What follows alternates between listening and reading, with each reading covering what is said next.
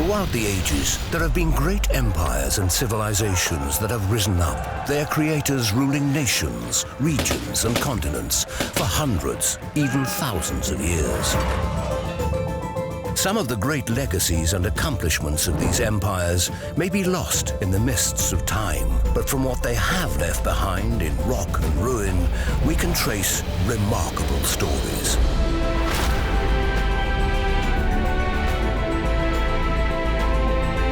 In the 7th century, a great new religion was born and rose up in the deserts of what is now Saudi Arabia. Over the next 1,000 years, Islam would spread out from its birthplace. Suddenly, within 4 years, they've toppled the Persian Empire and taken half the Byzantine Empire. It's an extraordinary moment in history.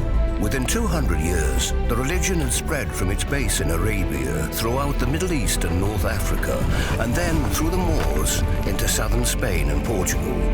By the 13th century, it had spread through the Ottomans into Eastern Europe, and by the 15th, through the Mughals to India.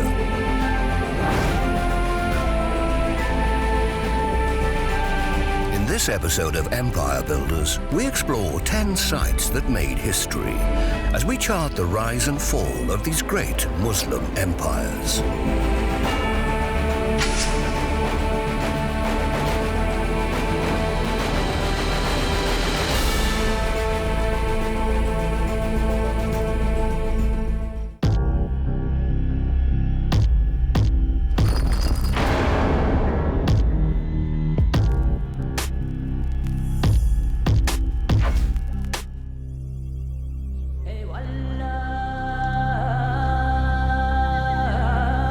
Jerusalem, holy city of three faiths, Islam, Judaism, and Christianity.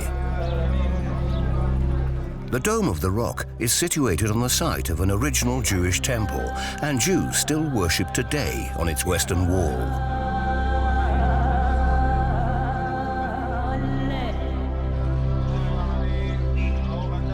The founder of Islam, the Prophet Muhammad, stated to his followers that he'd received visions that he would ascend to heaven in Jerusalem. Soon after his death, Muslim armies under the control of his successors, known as the Righteous Caliphs, took the city from its Byzantine occupiers.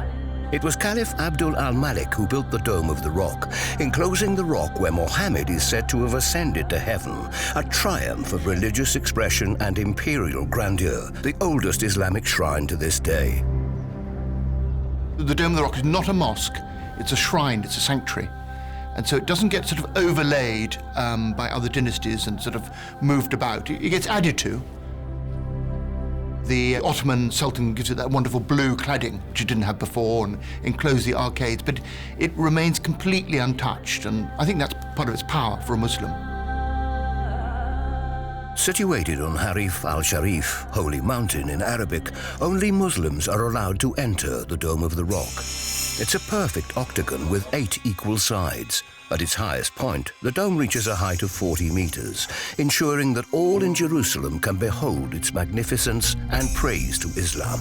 The admirable and timeless proportions of the structure astonish viewers immediately and have earned it a unique place in Islamic architecture.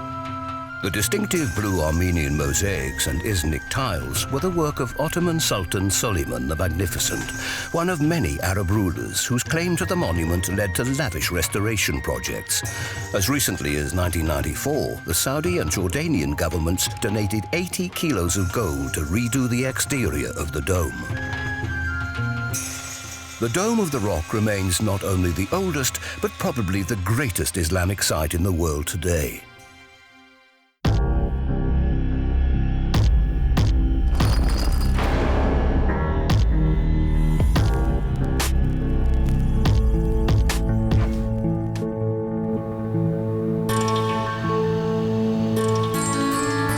Strategically placed within the direct route to the holy cities of Mecca and Medina, it's not surprising that the Arabs chose Damascus as their capital and military base, as the Islamic Empire expanded throughout the Middle East in the decades following Muhammad's death. After the entire Byzantine field army had been wiped out in the 3-day Battle of Yamluk, south of the city, it became the seat of the first Islamic dynasty or caliphate. The Umayyad dynasty soon ruled over a territory stretching from Tunisia to Afghanistan and constructed the Great Mosque of Damascus, one of the great wonders of the early medieval world. It is emphatically the first great imperial mosque that survives into our era. It is an extreme building of power and confidence. It is also a very sort of humble building because it was built on the model of the Prophet Muhammad's own house mosque in Medina, which is a very simple structure of wood and palm trunks. And you can see the Great Mosque of Damascus being turned into something imperial with fantastic Roman capitals, Byzantine mosaics, this extraordinary raised treasury and the minarets around. And you have got the core of something spiritual and it's been expanded into something emphatically imperial. Originally the site of a Roman temple and then a Christian basilica, the mosque set a standard for mosque architecture that remains to this day. The courtyard here may have been used as a sleeping area for people on the way to Mecca. So at the peak of the time, this may have housed more than 50,000 people sleeping here. They, of course, had valuables. This is a safe deposit box, and they limited their valuables to a person who used to put them inside, sleep on the latter the whole night. In the morning, he would redistribute the valuables on people, and then off they would go back to Mecca.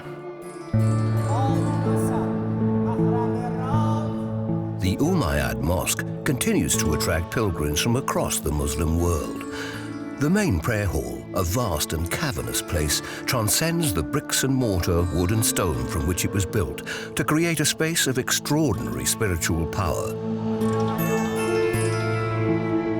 Its endless aisles are long enough to accommodate multiple areas of prayer, as well as shrines dedicated to prophets important to both Christians and Muslims alike.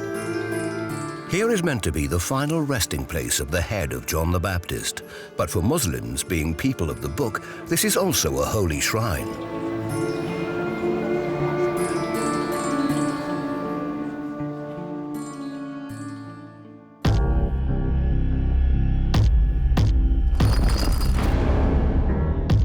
So rapid was Islam's expansion after the death of Muhammad in 632 that just 100 years later, the city of Cordoba had become the capital of a new caliphate, far away on the western edge of Europe, in what became known as Moorish Spain. Prince Adba al-Rahman escaped here with his family after the fall of the Umayyad dynasty in Damascus in 725, and its replacement by the Baghdad-based Abbasid dynasty. Not surprisingly, the centerpiece of his new caliphate, the Mezquita Mosque, which he began building here on the site of a church 30 years after his arrival, combined indigenous designs with those that borrowed features from the Great Mosque of Damascus.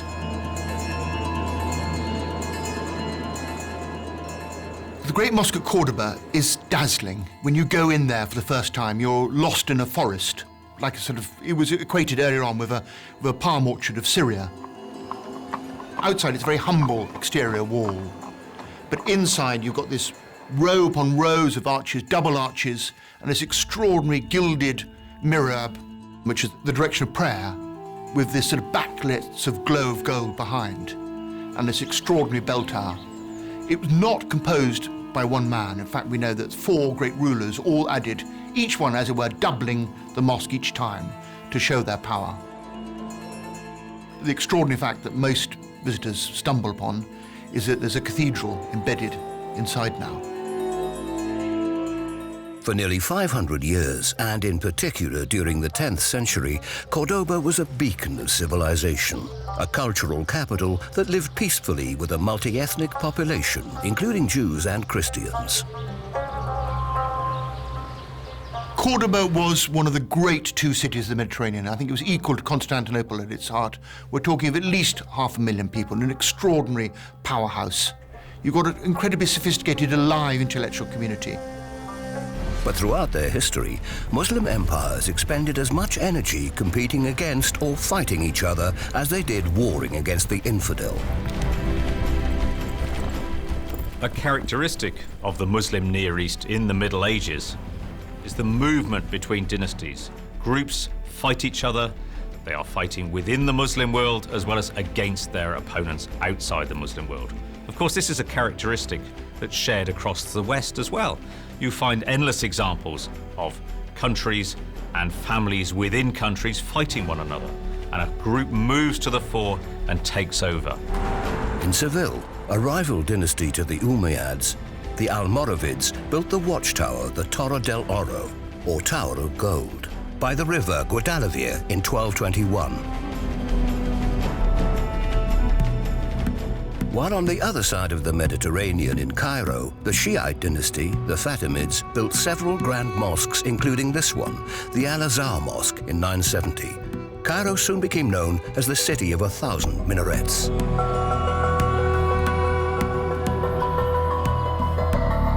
The Shiite Fatimids, who claimed descent from Fatima, the daughter of the Prophet Muhammad, soon controlled a large area of North Africa.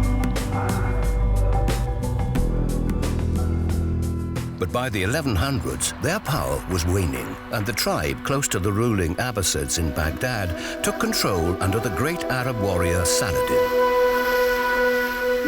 He was to unite Arab tribes in Lebanon and Syria, and soon took the fight to the Christians in the Holy Land, who had occupied the city of Jerusalem for almost 100 years, since they took it in the First Crusade in 1099. The memory of the Crusades in the Near East is a very powerful, a very toxic image. It's the idea of Westerners coming into their lands, conquering their people, killing their people. So when the memory of the Crusades is invoked in the Near East, it's often with this very, very negative connotation. The Westerners, often with the guise of religion, came in as imperialists to take Arab lands. Saladin has gathered the strength of the Muslim Near East together, and he's bringing the Crusaders to battle.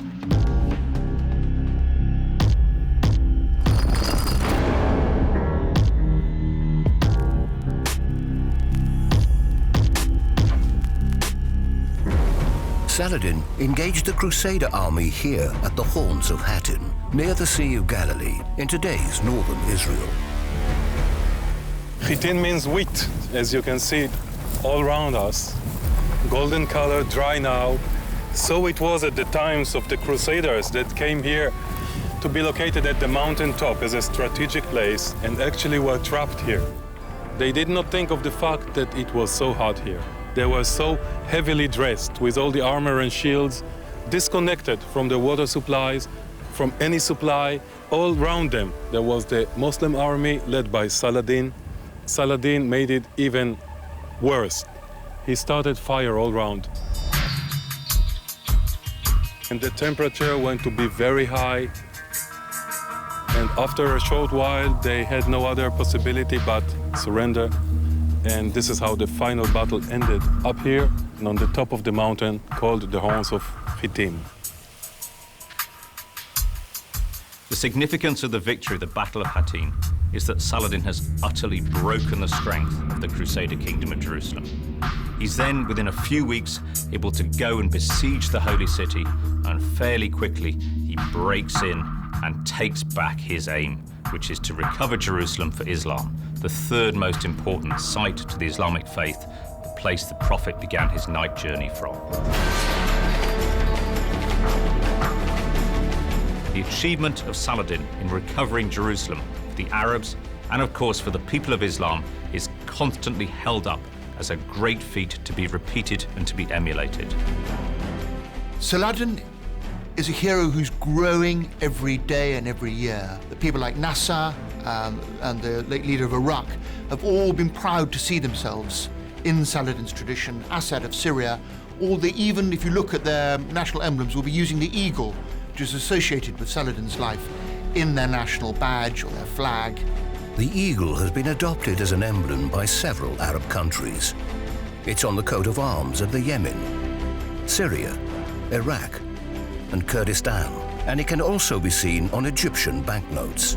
So he is an extraordinary role model of uniting a broken Middle East and then using that new unity to push the invaders into the sea. So his spirit, his renown grows, day by day. However, by the 15th century, on the other side of the Mediterranean, Muslim influence was waning under the Moors on the Iberian Peninsula. With the Spanish reconquista of Andalusia towards the end of the 15th century, Moorish fortresses and palaces across the region were gradually taken over by Spanish forces. The fortress in Malaga, originally built 700 years earlier above the old Roman amphitheatre here, fell in 1487. Then Granada, site to the famed Alhambra Palace and the last bastion of Moorish power in Spain, capitulated in 1492. Ferdinand and Isabella, who organised this long 10-year war that began with the siege of Malaga and ended up with the negotiated surrender of Granada, looked like a really good pair of monarchs who gave a fantastic peace. I think there's 67 clauses guaranteeing the customs, traditions, language of the Moors that surrendered to the authority of the kings of Spain. But less than 10 years later, all of those treaties have been broken. The Moors have been pushed to the point of rebellion. Then they were crushed in a second war. And after that, their religion was banned. They were given the choice, literally, of being enslaved, to be killed or to convert. And so at least half converted. 100,000, we think, migrated to find refuge in Islamic parts. The half that stayed, they stayed there until the pressure was put on them 2 generations later to turn their back on their customs, their dress, their language. Everything was being exterminated from them, almost as bad as how the English behaved in Ireland. It's that sort of parallel.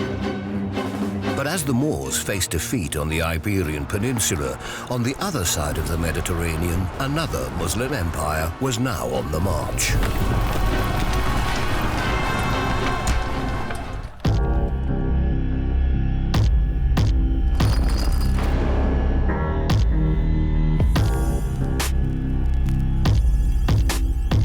In 1453, the Ottoman Turks conquered Constantinople, which had been a bastion of Christendom and the Western world for 1,000 years. The Ottoman secret weapon was known as Orban's cannon. Specially designed for Mehmed, the Ottomans' leader, by a Hungarian named Orban, it was a colossal piece of artillery.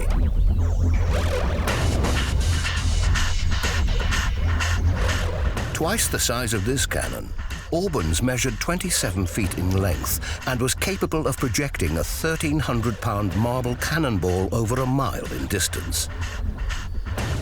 It took some 60 oxen and 400 men just to transport it to the gates of Constantinople. Mehmed knew that if he was going to take Constantinople, the city walls had to come tumbling down. And it was this 15th century weapon of mass destruction which was going to achieve this. The defenders were initially completely horrified by the explosions, the noise, the splintering of their massive fortifications which had held the city safe for 1,100 years. They saw these medieval fortifications just crumbling in front of their eyes.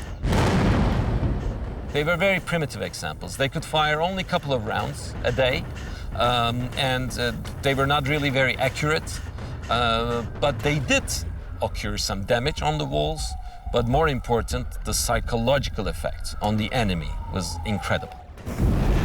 After a relentless siege lasting over a month, the Ottoman forces finally breached the city walls.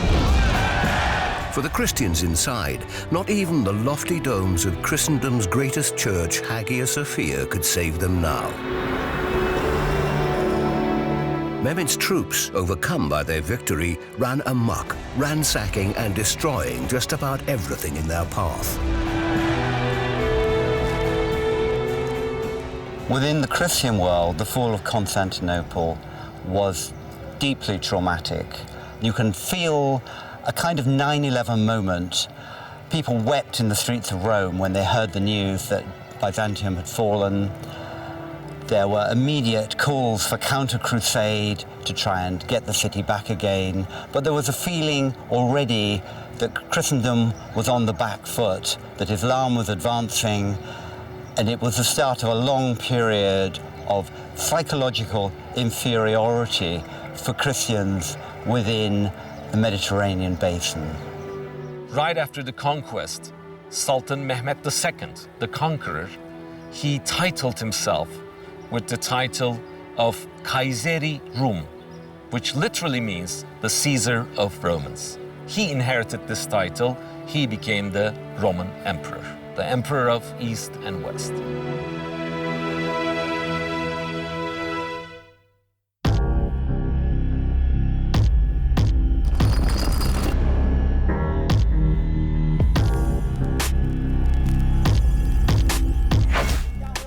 Ottoman sultans were to become the grandest monarchs of their age, and it was in this giant royal compound on the shores of the Bosphorus that they lived and ruled.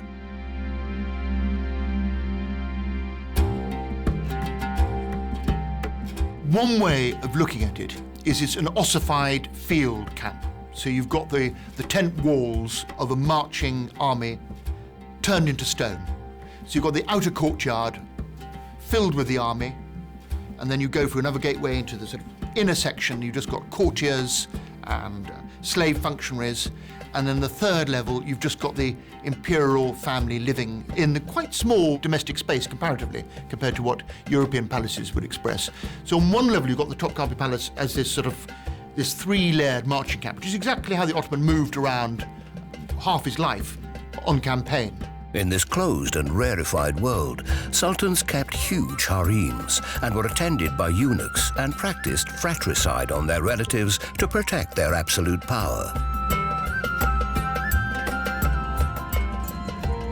In the mausoleum of Sultan Murad IV in the grounds of the Topkapi Palace, one can still see the coffins of his infant brothers, 18 of them, killed to protect his rights to the throne.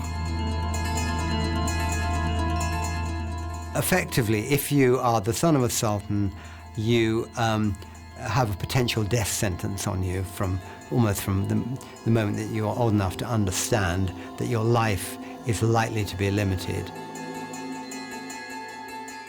The Ottomans developed this extraordinary culture of the ruling sultan being allowed or given authority to kill his brothers.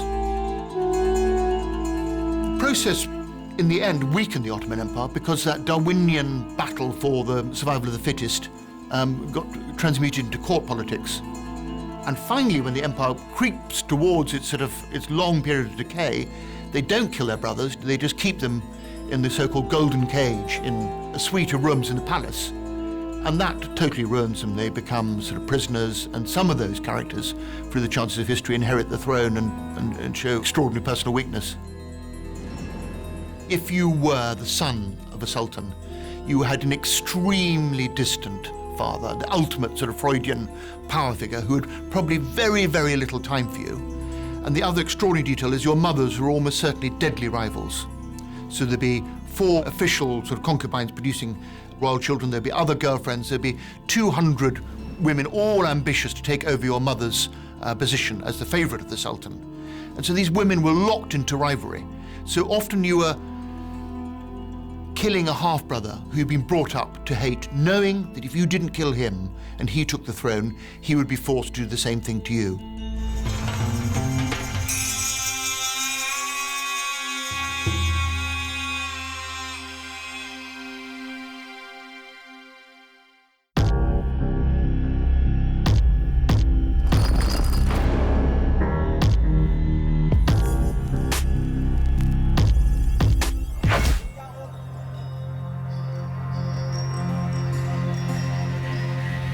The greatest of all Ottoman sultans would be Suleiman. And it's not surprising that the grandest of all Istanbul mosques even today is the Iman Mosque, where the great sultan was buried in 1557.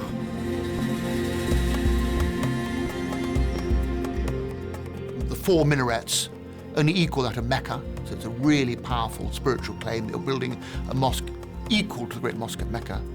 You look at the balconies of the minarets, and you see there are 10, and Suleiman was the 10th Ottoman Sultan. So you see this extraordinary coded symbolism. And then you go into this extraordinary prayer hall, which was deliberately designed to clean up and exceed the Hagia Sophia, the great Byzantine church converted to a mosque. And it is a soaring, triumphant interior. It's absolutely ordered, disciplined, harmonious. And behind this great hall, There's a little sealed garden, and in there is the octagonal tomb of Suleiman himself. Suleiman is the greatest of all the sultans.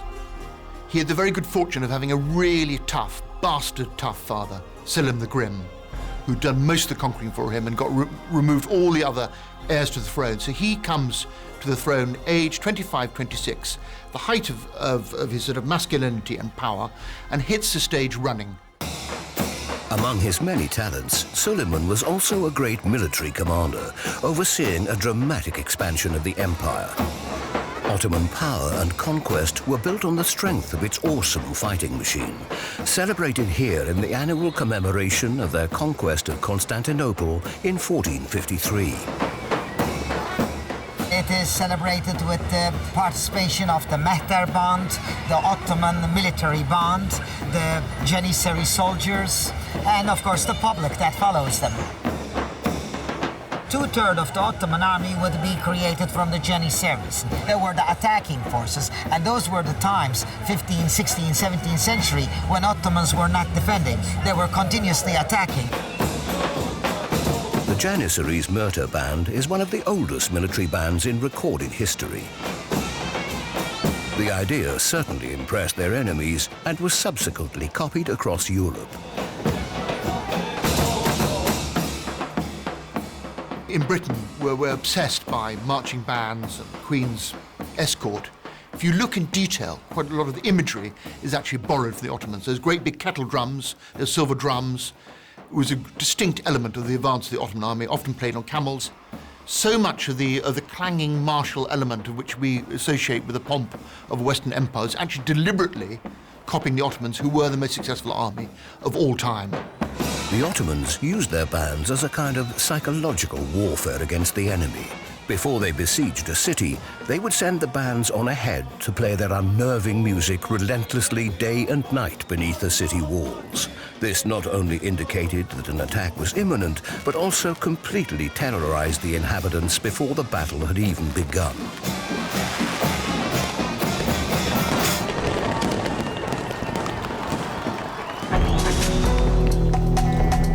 In the latter half of the 14th century, the Ottoman army was probably the most efficient and formidable fighting force in the Western world.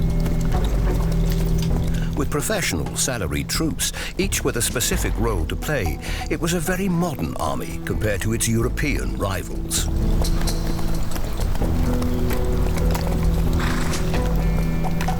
At its core were the Janissaries, a force of infantrymen drawn from Balkan children, a salaried force loyal to the Sultan. And Janissaries were highly trained fighters, likened to the Roman Praetorian Guards.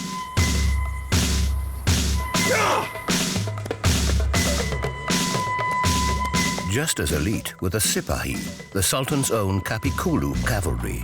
They were the main attacking force of the army, leading charges from the front and performing pincer-like attacks from the flanks.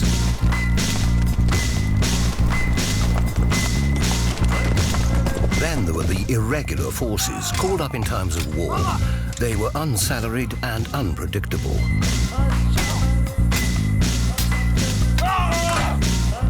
The word bashi bazooks means damaged head in Turkish, a reference to their complete lack of discipline and reckless courage in battle.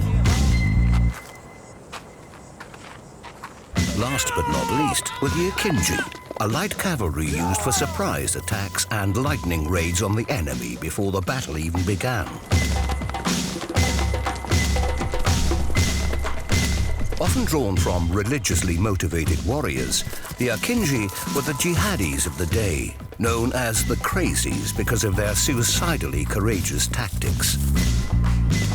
They were respected for their horsemanship and skilled use of weapons. To give you a better idea of their capabilities, the watermelons here represent the heads of their enemy.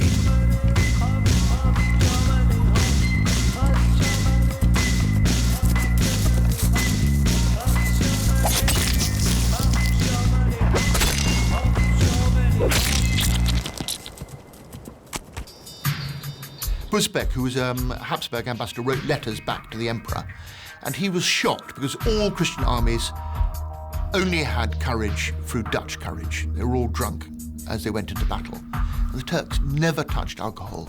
And he was astonished that the energy and ferocity of the Turkish army wasn't fueled by any drug or any alcohol. It was fueled by discipline and faith and, let's say, success. For hundreds of years, they triumphed.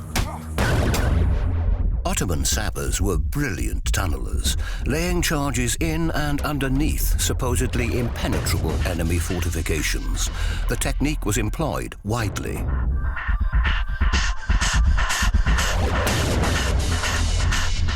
They handed over the job of mining, digging a tunnel under the wall, packing it full of gunpowder, blowing it up, or putting so many mines in the walls you then put like pit props and then fire them. So you'd have a collapse of the walls, timed with the advance of your army, and a cannonade could be devastating.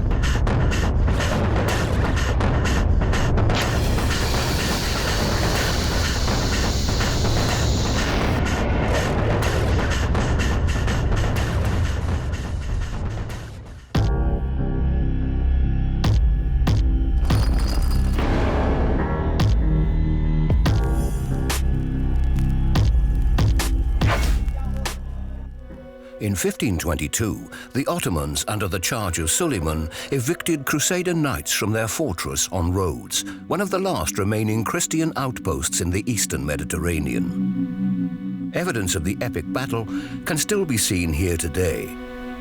Great cannonballs still lie on the floor of the giant fortress moat. These knights were remnants of the Crusades, and Crusades had very, very bad memories for the people of the Near East. The knights were aristocrats. They were a small band of highly trained, dedicated noblemen who had given up their lives in the cause of God. They were blocking the naval traffic of the Ottoman Empire, the connection between Istanbul and Egypt, which was vital. On the 26th of June, 1522, an Ottoman invasion fleet arrived off the coast of Turkey, just opposite the island of Rhodes. The fleet rendezvoused with Sultan Suleiman, who'd marched there overland with an army of 100,000 men. Suleiman's forces surrounded the landward sides of the city, where day and night they bombarded its walls with artillery. At the same time, Ottoman miners burrowed beneath the walls and laid explosives in their attempt to break down the fortifications. Despite all their efforts, the Ottomans were unable to break through the city's defenses with firepower alone.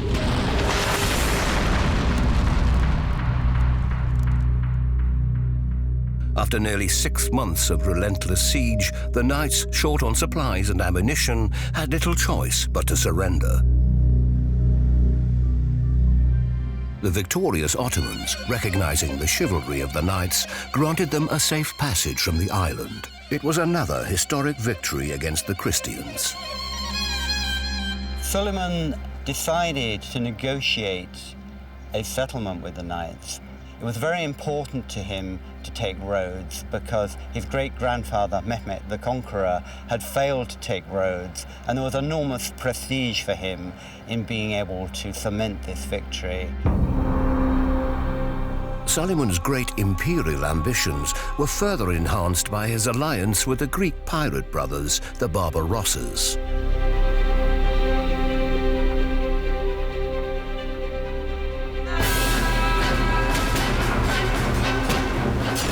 The Barbary Corsairs, as they were called, the Corsairs of North Africa, of which the Barbarossas were the preeminent example, traumatized the coasts of Spain and Italy. Incessant raiding of villages, capturing of ships, plundering of islands, created a psychological terror in the people of the Christian Mediterranean that it's hard to imagine now. It was also holy war. It was payback for the expulsion of the Moorish population from Spain. There was religious revenge there. The fleets of the Barbary Corsairs were armed by Jahan, by this passionate group of Moors settled on all the ports of the North African shore, all the people who've become the victims of the extraordinary ethnic cleansing of Muslims out of Spain, who had the desire for revenge. So it was war to the death. They would nail people to masts. They would dig pits and bury people up to their necks and gallop horses over them. It is impossible to know how much of this is true, but it was part of the psychological weapon that they used against Christian Europe. There were two Barbarossa brothers. The older one, Oruch, who'd been a slave of the Knights of St. John and had a lot to pay back, was the bogeyman of the Western Mediterranean. He had earrings, he had a silver arm, he'd lost an arm to the Spanish. He was known to have caused all sorts of atrocities. He spun the head of a Knight of St. John round until his eyes popped out. It was said that when Barbarossa raided Minorca, he left a message on the shore saying, "I am the revenge of God."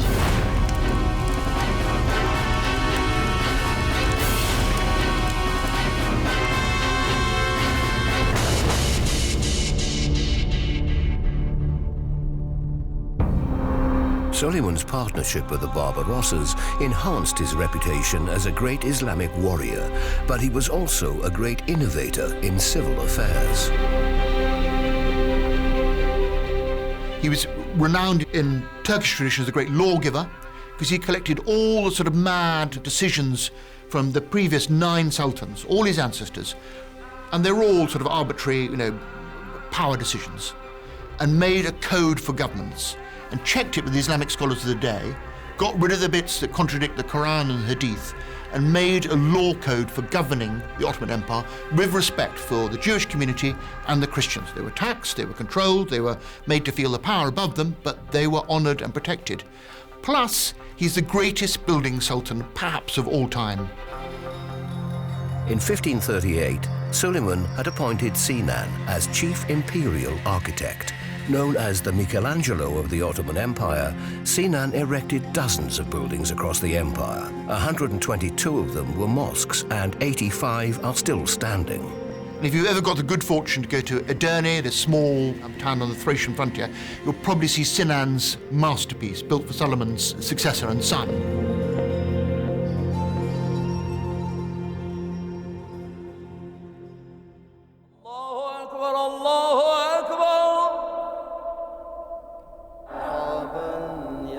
أصله نور ونسله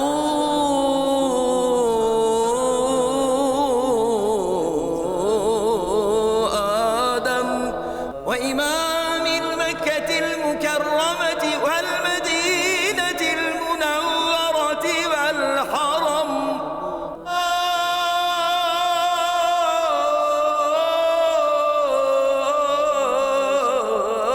محمد أنت مفتاح السمو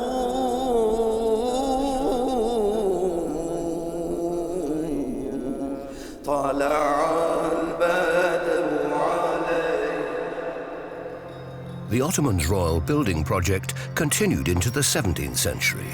In 1610, Ahmed I built the Blue Mosque, one of Istanbul's most famous mosques, though this was one of the last public buildings to be produced on such a grandiose scale.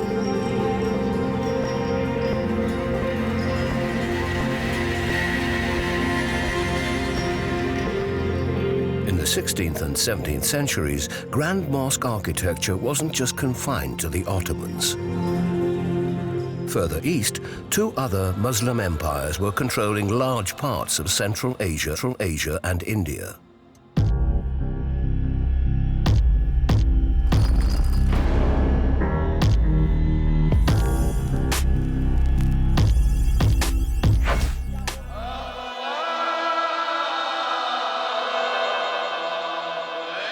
In neighboring Persia, the Safavid Empire of Shah Abbas was creating the splendid city of Isfahan, as well as threatening the Ottoman Empire.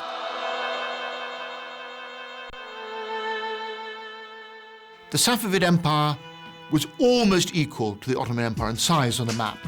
Roughly modern Persia with Azerbaijan and Iraq. and bits of Afghanistan and edges of Pakistan. So a great big block of Persian territory. The Ottomans, although we're now used to seeing them as great sort of sultans enthroned in Istanbul, had no claim either to Arab blood or any of the bloodline of the Prophet, unlike the Persian Safavids, who were descended from both Genghis Khan and the Prophet's bloodline. So they combined everything that was strong about Islamic royalty. The man who conquered the world, Genghis Khan, the man who led the world as a spiritual guide, the Prophet, combined into one. So the Safavids threatened the Ottoman sultans with their legitimacy, as well as being in command of the nearest big Muslim power and army. Regarded as a masterpiece of Iranian design, the Shah Mosque, renamed the Iman Mosque after the 1979 revolution, features the unique four-gateway format, which established a courtyard facade with towering gateways at every side, giving the impression of being gateways to an inner spiritual world. It was the Persians who introduced domes into Islamic architectural designs, as they had been constructing domes centuries before the coming of Islam. The one here is 53 meters in height. The Iman Mosque is also renowned for the splendor of its 7-color mosaic tiles, all 500,000 of them. 3,000 miles to the east, a Central Asian dynasty, the Mughals, were taking hold in Pakistan and India. Their first capital was the city of Agra. Here, the most famous of the Mughal emperors, Shah Jahan, built this, one of the most famous buildings in the world. But there were many others, notably fortresses. Shah Jahan was ruling the wealthiest, most powerful empire in the world. He had a standing army of 1 million, vast resources, and used to exercising them. So the court controlled just the upper echelons of society. All the provinces had their own ruling class. So the Mughal Empire was very efficient at just a couple of things, running the army and running the court. And so you've got the skills of the court being put into these great buildings, which are the great mosques, the great forts, the great tombs. Across Delhi, the garden tombs and mausoleums of Mughal rulers survive to this day. The tomb of Humayun, the second emperor, built in 1565, is thought to have provided the inspiration for Shah Jahan's Taj, built a century later. Nearby, the tomb of Shaftajung has received less attention, but it is still a beautiful structure, built for the powerful Prime Minister of Mohammed Shah, the Mughal emperor from 1719 to 1748.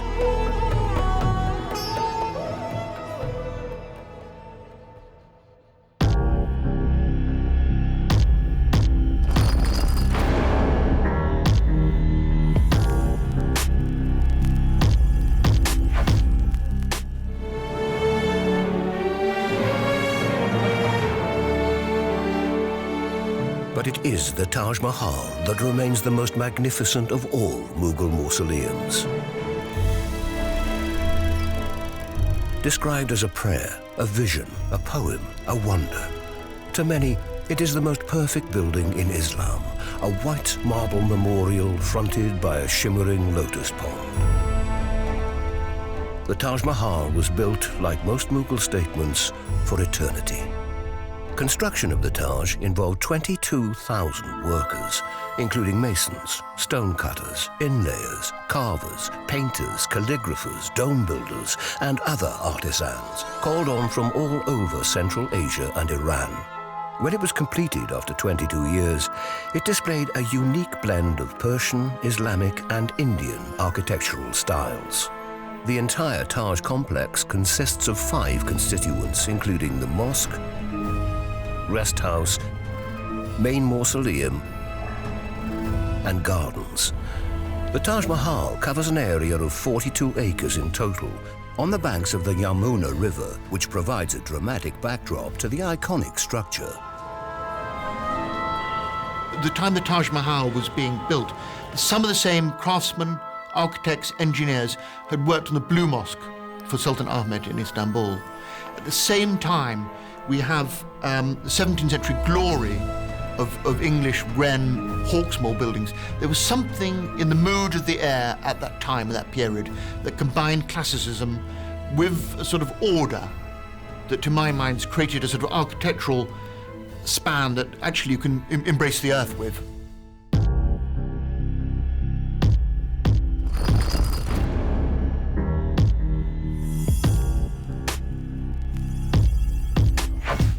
Agra was the mighty Mughals' original royal city, and its huge red fort was the center of their power. Their architectural skills made it unassailable. The Mughals bring together military capability with this extraordinary interior elegance. Time and time again, you've got defensible, artillery-proof structures built on a scale to show power, and then you come inside something of extraordinary refinement and a vast court. So you have these courtyards leading endlessly on towards that sort of final audience with the emperor. The Red Fort in Delhi, also with incredible red sandstone walls, took just 9 years to build and was completed 100 years after the Agra fort by Shah Jahan. It remained the center of government right up to the mid-19th century, when the last Mughal emperor was dethroned and the British took full control of India.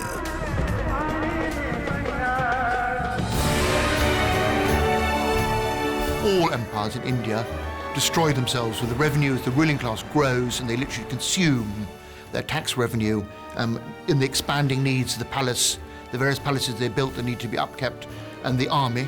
Typically the people who took over from them, the Portuguese who got hold of the coast, and then the British and the French, powerless little traders to begin with, build up their strength on the coasts that the Mughal Empire weren't watching closely.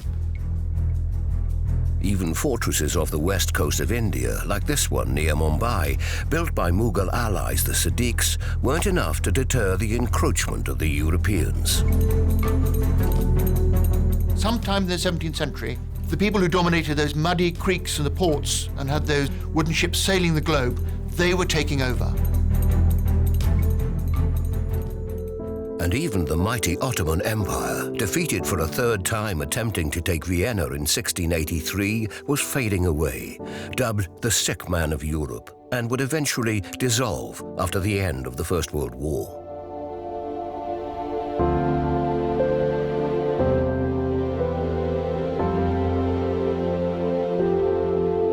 Today, the gravestones and cemeteries of this great Muslim empire lie almost forgotten, and in some parts of Europe and the Mediterranean, deserted and abandoned.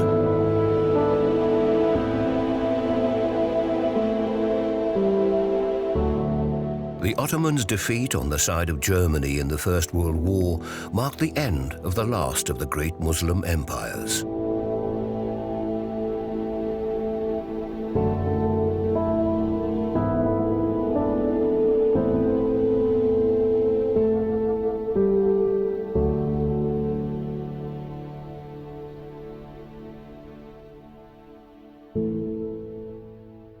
The empires that work really well assemble a city, and they prove that they're great rulers by, in Cordoba or Constantinople, creating something bigger than themselves and drawing together their whole community and concentrating.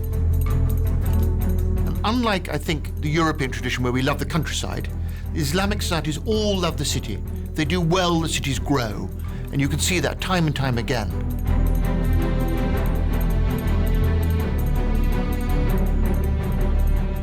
The states that succeed are the ones that allow that city to become almost an equal to the throne. And it's said that a good throne of a Muslim ruler rests on the agreement of the army, the bazaar, the merchants, and the clerics. So you've got these three, dare one say middle class, because the classes don't quite work in Islamic society, because it's a much more innately a meritocratic, egalitarian society than Christianity.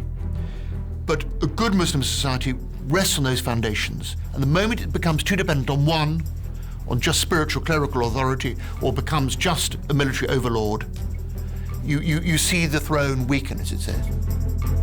Again and again, the narrative history of an Islamic state is about extraordinary almost boring levels of sort of family violence and rivalry, which eventually sap the confidence of the people paying their tax and the support and their right to be a ruler.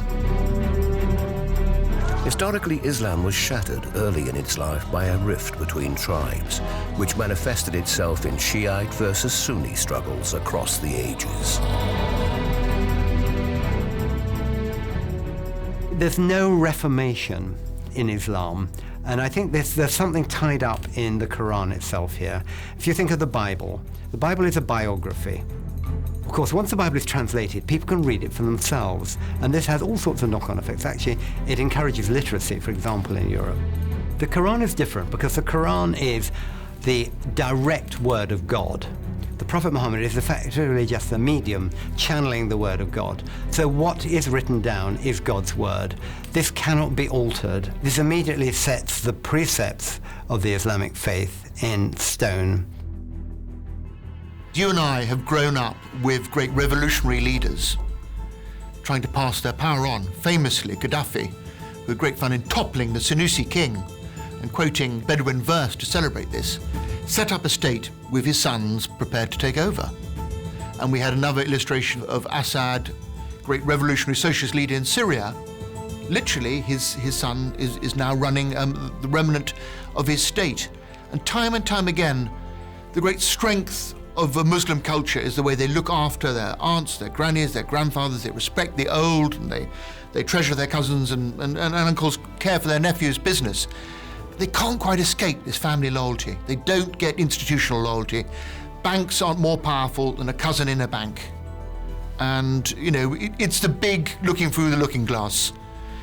In my Western Christian culture, where you went to school, the job you do, the bank you go to, the institutional loyalties, I'm afraid, are stronger than looking after my second cousin and making certain I visit my aunt every week.